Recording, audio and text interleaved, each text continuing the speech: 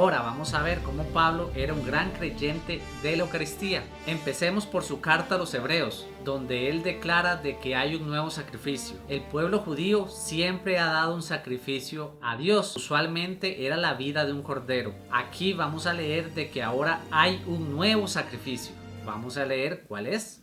Diciendo arriba, no quisiste los sacrificios y ofrendas y los holocaustos por el pecado, ni las cosas que se ofrecen según la ley te son agradables. Carta a los Hebreos, capítulo 10, versículo 8. Nos está diciendo de que Dios ya no quiere los sacrificios antiguos, ya no quiere los holocaustos, ya no quiere que se derrame sangre de animales. Anula lo primero para establecer el segundo. Carta a los Hebreos, capítulo 10, versículo 9b. Anula lo primero son los sacrificios antiguos y establece lo segundo. ¿Qué es lo segundo? Pero aquel, habiendo ofrecido un solo sacrificio por los pecados, está sentado para siempre a la derecha de Dios. Seguidamente nos habla de un nuevo sacrificio, el que nos ofreció Cristo, quien es el que está sentado a la derecha del Padre, y que es un solo sacrificio por el perdón de los pecados. Porque con una sola ofrenda hizo perfectos para siempre a los que ha santificado. Ok, entonces ya quitó lo primero, los sacrificios, los holocaustos, ya no los quiso, y ahora puso lo segundo, que es un solo sacrificio para el perdón de los pecados. Una sola ofrenda para siempre. ¿Y quién era el encargado de ofrecer un sacrificio a Dios desde el Antiguo Testamento? Un sacerdote ministerial. Y eso es lo que Jesús está convirtiendo a sus apóstoles, porque les está dando la orden a ellos de hacer esto, este sacrificio, síganlo haciendo ustedes. Entonces los está convirtiendo en sacerdotes ministeriales, los encargados de ofrecer el sacrificio a Dios. Este es el testamento que haré con ellos. Este es el testamento o esta es la alianza, la nueva alianza. ¿Se acuerdan que Cristo en la última cena dijo que esta es la sangre de la nueva alianza y que ya no aplica para nosotros la antigua alianza de Moisés? Pues aquí es donde nos confirma de que Él trae una nueva alianza, un nuevo testamento. Este es el testamento que haré con ellos tras aquellos días, dice el Señor. Dando mis leyes, las escribiré sobre sus corazones y sobre sus entendimientos. Carta a los Hebreos, capítulo 10, versículo 16. Y volvamos a leer entonces cuál es esa nueva alianza. Este cáliz es el Nuevo Testamento en mi sangre, que será derramada por ustedes. Evangelio según San Lucas, capítulo 22, versículo 20. Ahora vamos a ver dónde Pablo se refiere a la Eucaristía. Nuevamente la palabra Eucaristía no aparece en la Biblia, pero sí hace referencia al cuerpo de Cristo, al pan, a la cena del Señor, al vino, a su sangre, a su carne. Igual que como Cristo dijo, no es una representación, sino es la presencia real de Cristo, su cuerpo y su sangre. Y acuda a su Biblia, usted protestante, para que no diga que es solamente en la Biblia católica o no diga de que es invento mío, acuda a su Biblia Reina Valera y confirme de que esto también está en su Biblia. Empecemos con 1 Corintios 11, del 20 al 22. De manera que cuando se congregan en común, ya no es para comer la cena del Señor. ¿Cómo la llamó Pablo? La cena del Señor, en mayúsculas, Señor en mayúscula. O sea que no es el Señor panadero, es Dios, es la cena de Dios y la van a comer. Ya no es para comer la cena del Señor, porque cada uno toma antes su propia cena, y mientras uno tiene hambre, otro se embriaga. Acá Pablo está regañando fuertemente a los feligreses porque no están comiendo la cena del Señor como debe de ser. Algunos se embriagan, otros pasan hambre, entonces les está llamando la atención. ¿Qué más les dice? ¿Por ventura no tienen casas para comer y beber? ¿O desprecian la iglesia de Dios? ¿Cómo la llama Pablo? La iglesia de Dios, en singular, en mayúscula. Entonces Dios sí tiene una iglesia. Los protestantes, para desmeritar a la iglesia católica por su reseña histórica, desprecian o rechazan la idea de que Dios tenga una iglesia en primer lugar. Pues aquí Pablo está diciendo la iglesia de Dios, escrito en la Biblia, palabra de Dios. Que su pastor diga otra cosa, se respeta, pero no está en la Biblia, no es palabra de Dios. Y lo encuentra en su Biblia Reina Valera también. ¿O desprecian la iglesia de Dios y avergüenzan a aquellos que no las tienen? Entonces Pablo los está regañando de la manera en la que comen la cena del Señor en la iglesia de Dios. ¿En cuál iglesia en la actualidad se come la cena del Señor desde hace más de 2000 años? ¿Qué más les dice? ¿Qué les diré? ¿Les alabaré? En esto no les alabo. Entonces Pablo los está regañando de la forma en la que participan. Ahora sigamos leyendo para ver de quién recibió Pablo su doctrina, quién le dio autoridad. Porque yo recibí del Señor lo que también les enseñé. Yo recibí del Señor. ¿Por qué Pablo dice yo recibí del Señor si él nunca conoció a Cristo antes de la crucifixión? Pablo apareció mucho después. Estaba persiguiendo a la iglesia de Dios cuando Cristo se le apareció de camino a Damasco, lo derribó del caballo y le preguntó ¿por qué me persigues? Entonces, ¿por qué Pablo dice yo recibí del Señor? ¿Nos está mintiendo Pablo otra vez? ¿De quién recibió Pablo las enseñanzas? De los apóstoles. Entonces, ¿por qué dice que las recibió del Señor? Porque si lo recibió de los apóstoles es como si lo recibiera del mismo Cristo.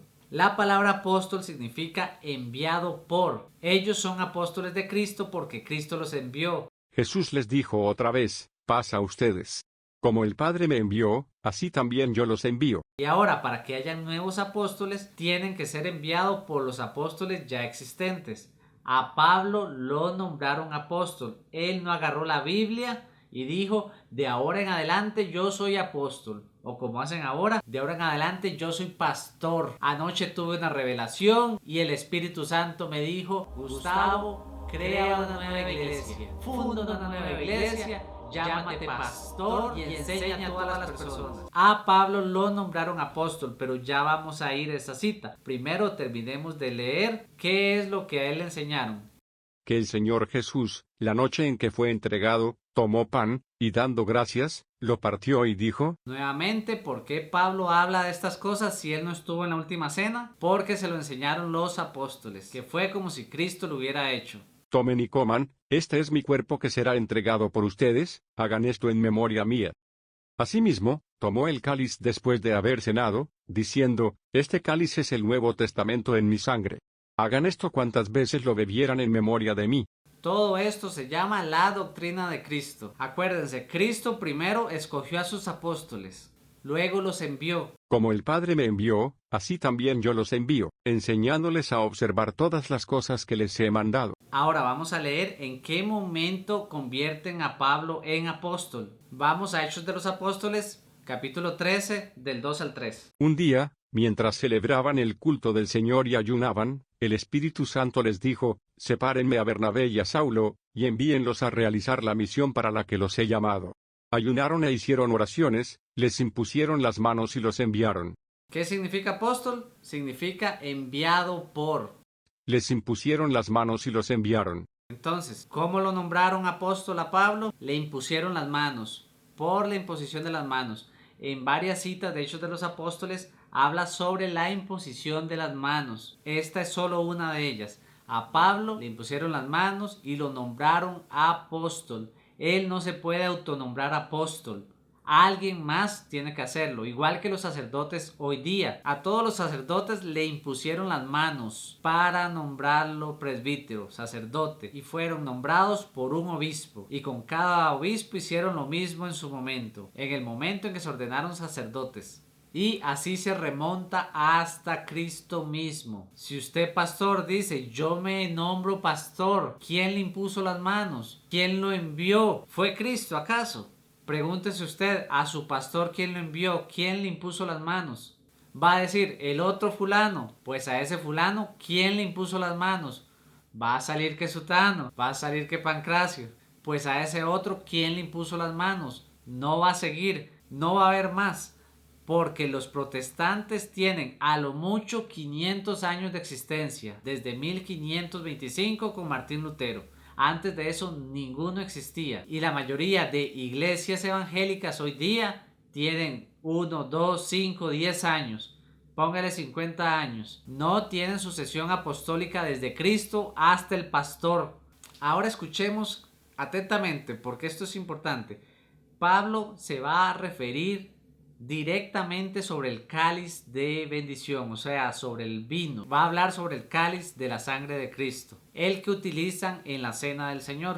El cáliz de bendición, que bendecimos, ¿no es la comunión de la sangre de Cristo?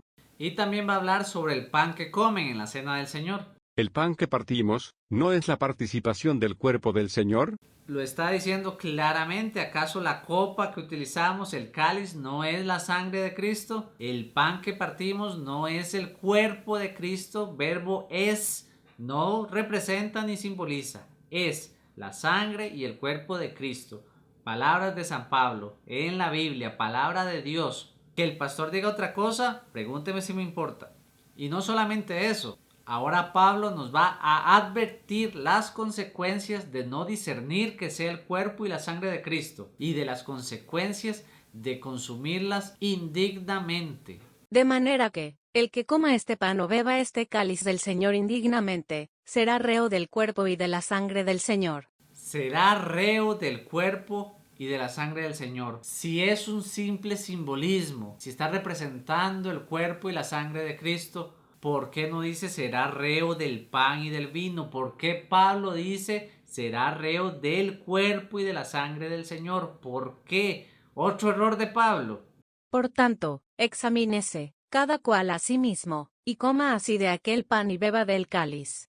Porque el que come y bebe indignamente, Ojo, aquí nos va a decir las consecuencias. come y bebe su propia condenación, ¿Su propia qué? no haciendo discernimiento del cuerpo del Señor. O sea, si yo no hago discernimiento, si yo no me doy cuenta, si yo no acepto de que es el cuerpo y la sangre del Señor y lo consumo, o si lo consumo indignamente, estoy comiendo y bebiendo mi propia condenación. Ojo, el castigo más grande que se puede presentar para los cristianos, el mayor castigo que tenemos es la condenación del alma. Si es solo pan y es solo vino, ¿por qué se castiga con la condenación del alma? Si estoy consumiendo indignamente una mera representación, un mero simbolismo, es solo pan, es solo vino, ¿por qué se castiga tan fuertemente? De manera que, el que coma este pan o beba este cáliz del Señor indignamente, será reo del cuerpo y de la sangre del Señor. Por tanto, examínese, cada cual a sí mismo, y coma así de aquel pan y beba del cáliz.